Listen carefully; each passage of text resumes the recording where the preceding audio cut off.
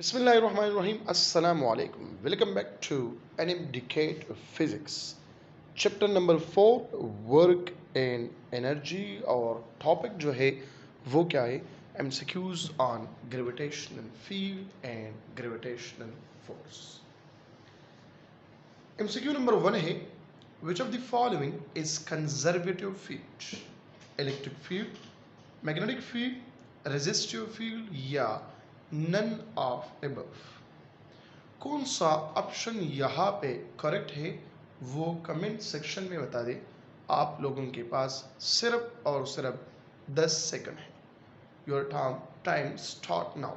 शाबाश, आंसर बता दीजिए कि इनमें से कौन सा ऑप्शन करेक्ट है। इलेक्ट्रिक फील्ड है, मैग्नेटिक फील्ड है, रेजिस्टिव फील्ड है या नन ऑफ अबव। किस चीज़ में? Conservative field. तो कंजर्वेटिव फील्ड क्या है? वो फील्ड जिसमें total work done along a close path equal to 0 हो या work done is independent of path followed. तो इनमें से कौन सा बेस्ट ऑप्शन है, करेक्ट ऑप्शन है? वो है option number A. Electric field is a conservative field. Magnetic field क्या है मैंने यहां पर बता दिया है। Magnetic field is conservative field, magnetic field is non conservative field या magnetic field is none of above. कौन सा ऑप्शन यहाँ पे करेक्ट होगा? A B C D. अगर यहाँ पे हम इलेक्ट्रिक फील्ड को कंजर्वेटिव फील्ड कंसिडर करते हैं तो क्वेश्चन नंबर 2 में क्या होगा? Magnetic field is conservative field, non conservative field, both of above या नन ऑफ अबव। बता दीजिए शाबाश कि इसमें कौन सा करेक्ट होगा। अगले 10 सेकंड में आप लोग जवाब दे दें।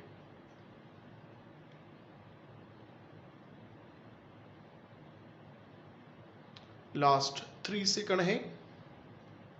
ए बी सी डी में कौन सा है? Conservative field, conservative field. अच्छा, इसमें जो करेक्ट ऑप्शन है वो है option number C, both of above. Both of above क्यों करेक्ट है? देखो, ये एक मैग्नेट है, ठीक है, ये नॉर्थ पोल और ये south pole. Inside the magnet जो फील्ड लाइंस का डायरेक्शन है वो क्या है? Sorry, from south to north है। आउटसाइड जो है, आउटसाइड द मैग्नेट, ये फ्रॉम नॉर्थ टू साउथ है, ठीक है। यहाँ पे फ्रॉम नॉर्थ टू साउथ और इनवर्ड जो है वो क्या है? From south to north. ये बिल्कुल स्ट्रेट होगा जो inside the magnetic field line से। ये पाथ पे डिपेंड करता है। जो पाथ पे डिपेंड करता है तो कंजर्वेटिव फील्ड का जो फर्स्ट कंडीशन है वो तो फेल हुआ। जब ये फेल हुआ तो मतलब ये नॉन कंजर्वेटिव फील्ड हो गया, ठीक है। और अगर हम आउटसाइड द मैग्नेट ले लें तो यहाँ पर क्या होगा? ये फ्रॉम नॉर्थ टू साउथ एक क्लोज लूप बना सकता है और क्लोज लूप में वर्णन क्या होता है? 0 होता है। तो लिहाजा यहाँ पे ये कंजर्वेटिव फील्ड शो करता है, ठीक है। तो यहाँ पे ऑप्शन कौन सा होगा? बोथ ऑफ अबव करेक्ट होगा। या अगर बोथ की जगह वेक्टर भी आ जाए, वेक्टर फील्ड, तो वेक्टर फील्ड पर करेक्ट होगा। क्यों? क्योंकि वेक्टर फील्ड के 2 टाइप्स है। एक को हम कहते हैं कंजर्वेटिव फील्ड और दूसरे को हम कहते हैं नॉन कंजर्वेटिव फील्ड। एक को हम क्या कहते हैं? कंजर्वेटिव फील्ड, दूसरे को हम कहते हैं नॉन कंजर्वेटिव फील्ड। क्लियर होगी बात यहां तक? सबको क्लियर है? नाउ नंबर 3 की तरफ आ जाइए। नंबर 3 में क्या है? The work done along a close path या the work done along a gravitational field is positive, negative, 0 और इन्फिनिटी। कौन सा ऑप्शन यहाँ पे करेक्ट है? शाबाश, बता दीजिए। ए बी सी डी में आप लोगों के पास सिर्फ 5 सेकंड है। बता दीजिए शाबाश, कौन सा ऑप्शन करेक्ट है? सो करेक्ट ऑप्शन क्या है? वो है ऑप्शन नंबर सी करेक्ट है, 0। क्यों? Because gravitational field is a conservative field. Gravitational field is a conservative field, और कंजर्वेटिव फील्ड में टोटल वर्डन क्या होता है, 0 होता है। क्लियर है? नंबर 4, ग्रेविटेशनल फील्ड, यही चीज मैंने यहाँ पर रीजन में लिखा हुआ है कि gravitational field is a conservative field. Option number A is the correct one. लेकिन यहाँ पर देखो, मैंने एक लॉजिक यहाँ पे डाला, conservative field, non conservative field, vector field and both A and C. अब आप लोगों के जहन में यही होता है कि ऑप्शन नंबर ए क्या है, वो करेक्ट ऑप्शन है, क्योंकि बुक में भी लिखा हुआ है कि gravitational field is a conservative field. ठीक है, इससे पहले की एमसीक्यू में मैंने डिस्कस किया कि बेटा कि वेक्टर फील्ड क्या है। वेक्टर फील्ड की 2 टाइप्स हैं, एक कंजर्वेटिव फील्ड है और दूसरा जो है वो नॉन कंजर्वेटिव फील्ड है। ठीक है, तो अब यहाँ पे जो ऑप्शन हम टेक करेंगे, सेलेक्ट करेंगे, वो ऑप्शन कौन सा होगा, वो होगा ऑप्शन नंबर सी होगा। ठीक है, ऑप्शन नंबर ए गलत होगा, क्योंकि वेक्टर फील्ड क्या है, the field which have a proper direction. तो ग्रेविटेशनल फील्ड का भी एक प्रॉपर डायरेक्शन होता है। ग्रेविटेशनल फील्ड क्या होता है, एक प्रॉपर डायरेक्शन होता है, तो लिहाजा ये वेक्टर फील्ड है। फिर वेक्टर फील्ड में क्या है, कंजर्वेटिव फील्ड भी है, नॉन कंजर्वेटिव फील्ड भी है। तो जब दोनों गिवन है तो हम टेक करेंगे किस चीज़ को, बोथ ए एंड सी को टेक करेंगे। ठीक है, हाँ चांसेस हो सकता है कि अगर एस डी की जगह होता, बोथ ए एंड सी की जगह होता, नन ऑफ एबव होता या स्केलर फील्ड होता, नन ऑफ एबव या स्केलर फील्ड, तो इस केस में फिर हम टेक करते थे क्या, ऑप्शन नंबर ए को टेक करते थे, कंजर्वेटिव फील्ड को टेक करते थे। लेकिन जब बोथ का ऑप्शन मौजूद है कि बोथ ए एंड सी, तो फिर हम टेक करेंगे किस चीज़ को, बोथ ए एंड सी को टेक करेंगे। क्लियर होगी बात? तो ये कंफ्यूजन जो है आप लोग क्या करें, दूर करें। अब आ जाइए एमसीक्यू नंबर 5 की तरफ बेटा। एमसीक्यू नंबर 5 में क्या है, a particle associated with the gravitational force is known as photon, gluons, graviton या मीज़ान। पार्टिकल जो है जो ग्रेविटेशनल फोर्स के साथ एसोसिएटेड है, उस पार्टिकल का नाम क्या है, उस पार्टिकल का नाम फोटॉन है, उस पार्टिकल का नाम ग्लूऑन है, या उस पार्टिकल का नाम ग्रेविटॉन है, या उस पार्टिकल का नाम मीज़ान है। कौन सा है आप लोग बता दीजिए, शाबाश। तो इसमें करेक्ट ऑप्शन जो है वो है ग्रेविटॉन। क्या है, ग्रेविटॉन है। इसके साथ रीजन देखो, because exchange particle for gravitational force, क्या है, exchange particles for gravitational force is what, graviton. इसको हम क्या कहते हैं, ग्रेविटॉन कहते हैं। A particle associated with gravitational force is known as graviton. Photon आप लोग जानते हैं, ग्लूऑन और मीज़ान जो है ये पार्टिकल फिजिक्स में हम पढ़ेंगे दोबारा से, ये ग्रेविटॉन भी वहाँ पे मैं डिस्कस करूँगा। क्लियर होगी बात?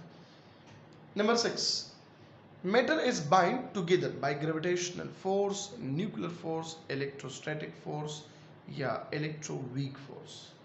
जो मैटर एक दूसरे के साथ हम बाइंड करते हैं, जुड़े हुए हैं, ये किस की वजह से, न्यूक्लियर फोर्स की वजह से, इलेक्ट्रिक फोर्स की वजह से, या इलेक्ट्रो वीक फोर्स या वीक फोर्स से हम करते हैं। तो यहाँ पे जो आंसर होगा वो कौन सा होगा, शाबाश बता दीजिए। यहाँ पे जो मेजॉरिटी स्टूडेंट का आंसर होता है वो होता है न्यूक्लियर फोर्स। ठीक है, लेकिन दरअसल इसका जो करेक्ट ऑप्शन है वो क्या है, ग्रेविटेशनल फोर्स है। मैटर जो है हम बाइंड करते हैं, ठीक है, एक दूसरे के साथ मिलाते हैं थ्रू अ ग्रेविटेशनल फोर्स। कौन सा फोर्स है, ग्रेविटेशनल फोर्स है, अपने साथ याद रखो। क्लियर होगी बात? नाउ आ जाइए नंबर 7 पे। the objects fall toward earth but does not move toward object because देखो एक ऑब्जेक्ट जो है ये फॉर एग्जांपल अर्थ है, ठीक है, एक ऑब्जेक्ट जो है वो अर्थ की तरफ तो आ रहा है लेकिन ये अर्थ अपवर्ड मोशन नहीं करता because earth only exert the force on the object. Option A. Option B. Both exert forces on each other but the force of earth is greater. Yeah. Option C. Both the forces are equal but due to heavy mass of earth the force is considered negligible. Yeah. Option number D. None of above. क्या होगा शाबाश? देखो एक body एक particle वो downward आ रहा है अर्थ की तरफ, तो अर्थ क्यों ऊपर नहीं जाता? क्वेश्चन ये है, ठीक है, because earth only exert the force on the object या both exert forces on each other but the force of earth is greater, या option C both the forces are equal but due to heavy mass of the earth the force is considered to be negligible. कौन सा option यहाँ पे correct है? शाबाश। तो इसमें जो ऑप्शन है वो ऑप्शन है ऑप्शन नंबर सी, दोनों फोर्सेस इक्वल होगी लेकिन heavy mass of the earth की वजह से इसको हम नेग्लिजिबल लेते हैं, ठीक है, और यहाँ पे जो लीनियर एक्सेलरेशन है वो जीरो लेते हैं। जब लीनियर एक्सेलरेशन इस point approximately equal to zero हो गया तो इसका मतलब इसका जो फोर्स है वो भी अप्रॉक्सीमेटली इक्वल टू जीरो होगा, क्योंकि आप लोग कहते हैं कि on the surface of earth on the centre of earth तो ग्रेविटेशनल एक्सेलरेशन जीरो होता है। मैं लीनियर एक्सेलरेशन की बात करूं तो वो क्या होता है? जीरो होता है। जब लीनियर एक्सेलरेशन जीरो होगा तो फोर्स यहाँ पर क्या होता है? जीरो होता है। क्लियर हो गई बात? Now Number 8. The gravitational force between sun and earth throughout the air is constant, is variable, may be constant या may be variable. तो इसमें कौन सा ऑप्शन होगा? Gravitational force between the sun and earth. सन और अर्थ के दरमियान जो ग्रेविटेशनल फोर्स है बेटा ये क्या है? हमेशा के लिए कांस्टेंट होगा या वेरिएबल होगा या मे बी कांस्टेंट है मे बी वेरिएबल है, शक में है बात। तो यहाँ पे जो मैं सेलेक्ट करूंगा, जो ऑप्शन सेलेक्ट करूंगा वो ऑप्शन कौन सा होगा? वो ऑप्शन होगा वेरिएबल होगा। बात स्टूडेंट टिक कर दे कि ये हमेशा के लिए क्या होता है? कांस्टेंट होता है। अब जो मैंने वेरिएबल कंसिडर किया ये क्यों कंसिडर किया? जो अर्थ ऑर्बिट है इसके साथ रीजन लिखो, because earth orbit, earth orbit का मतलब क्या है? जिस ऑर्बिट में अर्थ घूम रहा है, earth orbit around the sun, around the sun is not circular. ये तो सर्कुलर नहीं है ना, जब सर्कुलर नहीं है तो कौन सा है? But elliptical. ये एलिप्टिकल स्ट्रक्चर की वजह से यहाँ पे ग्रेविटेशनल फोर्स सन और अर्थ के दरमियान कांस्टेंट नहीं होता, वेरिएबल होता है। हमेशा के लिए ये वेरिएबल रहेगा, ठीक है। कांस्टेंट तो तब होता है जब ये सर्कुलर मोशन हो। सर्कुलर मोशन नहीं है, ठीक है। अर्थ जिस ऑर्बिट में घूम रहा है वो एलिप्टिकल है। कौन सा है? एलिप्टिकल है, नॉट अ सर्कुलर। क्लियर है ये बात?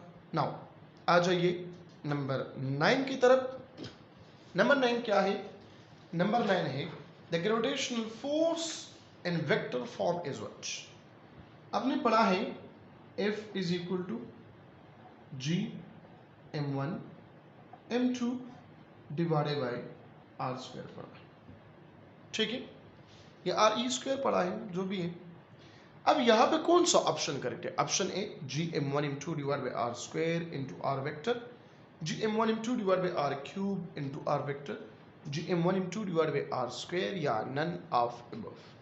Vector form of gravitational force is, इस तरह भी एमसीक्यूज आ सकता है, स्टेटमेंट चेंज होगा। बाकी यही ऑप्शन होंगे। تو آپ کے خیال میں، آپ کے نظروں میں ان میں سے کون سا آپشن کریکٹ ہے؟ جی m1 m2 divide by r square r vector, r cube r vector یا r اسکوائر، کون سا آپشن یہاں پہ کریکٹ ہے؟ بتا دیجئے شاباش. اگلے 5 سیکنڈ آپ لوگوں کے لیے ہے، آنسر بتا دیں. اے بی سی ڈی میں آنسر بتا دیں شاباش.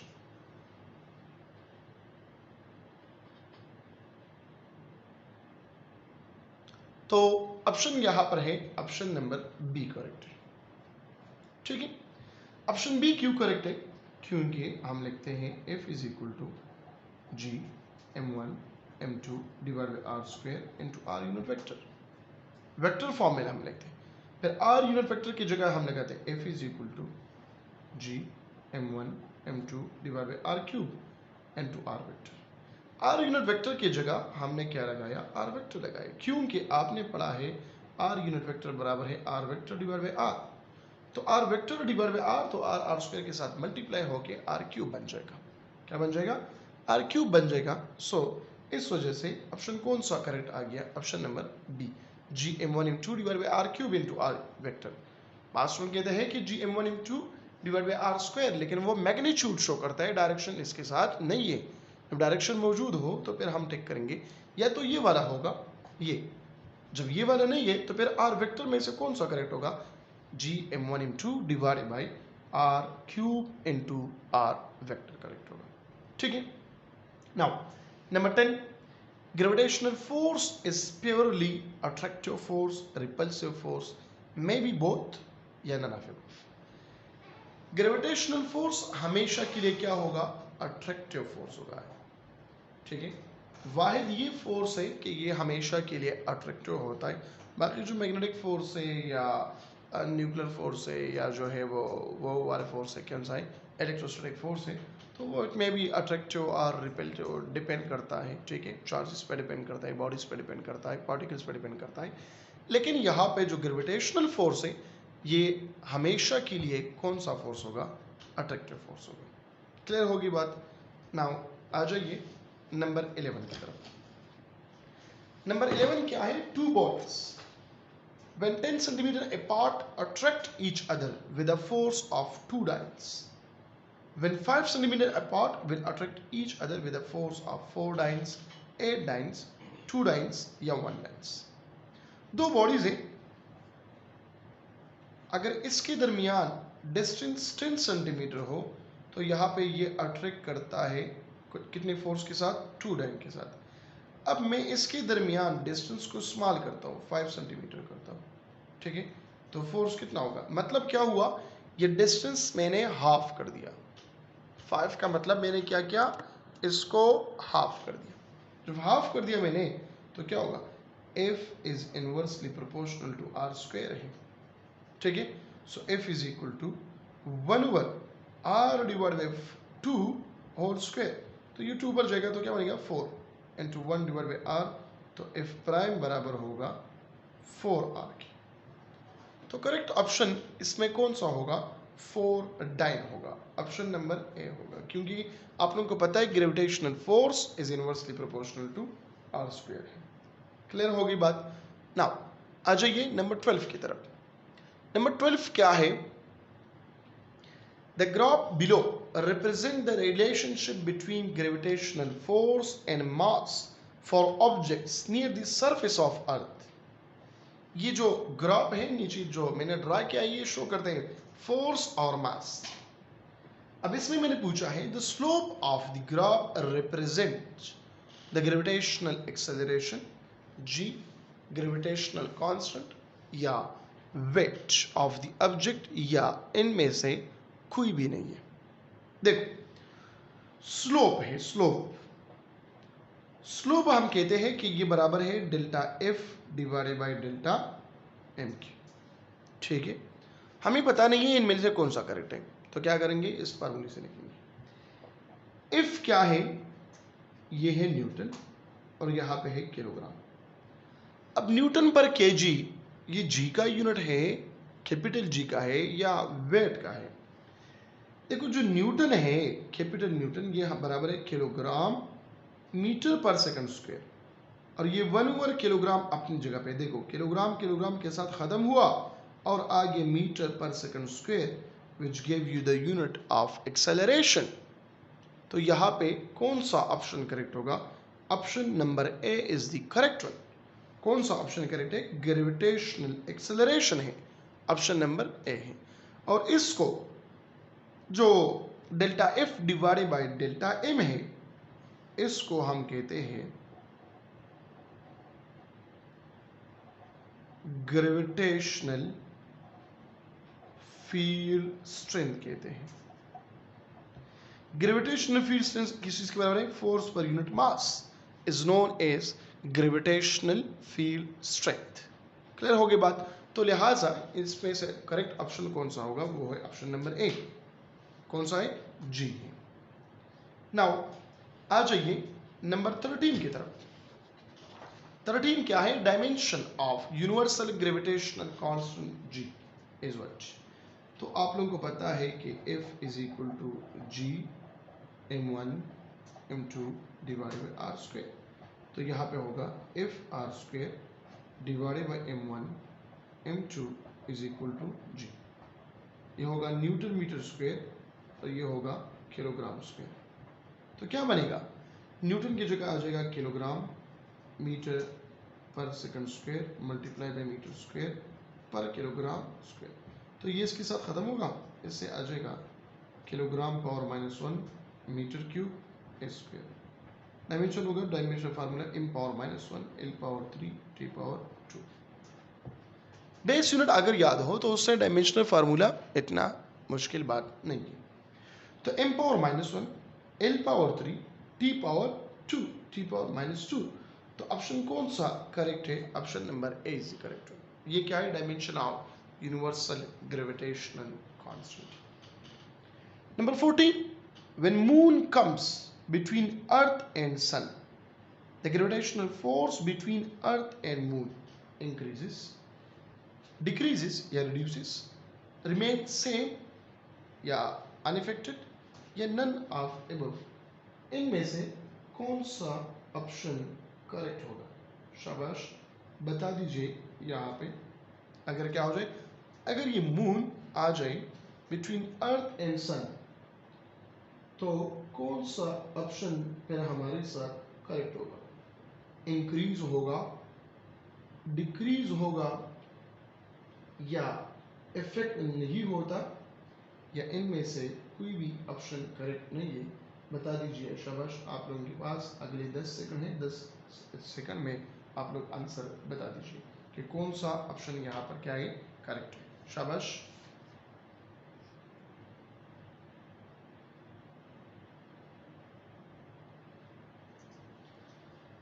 So the correct option in this MCQ that is option number B. Q. Reason look اپنے ساتھ. Because at that time the direction of sun gravitation force is totally opposing the gravitational force of the earth. ٹھیک ہے؟ Gravitational force of the ارتھ. یہ جو ارتھ gravitation force ہے sorry سن gravitation force ہے. کون سا؟ سن گریویٹیشن فورس. یہ بالکل اپوزٹ ہوتا ہے. کس سے اپوزٹ ہوتا ہے؟ Gravitational force of earth. یہ دونوں اپوزٹ ہوگا ٹھیک ہے. سو پھر کیا ہوگا؟ the gravitational force between earth and moon یہ ڈیکریز ہوتا ہے، ریڈیوسز ہو جاتا ہے ٹھیک ہے. جب یہ ایک دوسرے کو اپوز کرتا ہے یا ریزسٹ کرتا ہے تو پھر یہاں پہ جو میگنیچیوڈ ہے وہ کیا ہوگا؟ ریڈیوس ہو جائے گا، کم ہو جائے گا. کلیئر ہے یہ بات؟ ناؤ آ جائیے نمبر 15 کی طرف. when the value of gravitational constant is double, gravitational acceleration g is what? Unaffected, becomes 2g, becomes g by 2 یا becomes 4g. 4g ہے، g by 2 ہے، 2g ہے یا افیکٹ نہیں ہوتا. دیکھو آپ نے تو پڑھا ہے کہ f is equal to g m1 m2 divided by r square. अगर फॉर एग्जांपल मेरे को mg is equal to g mass of earth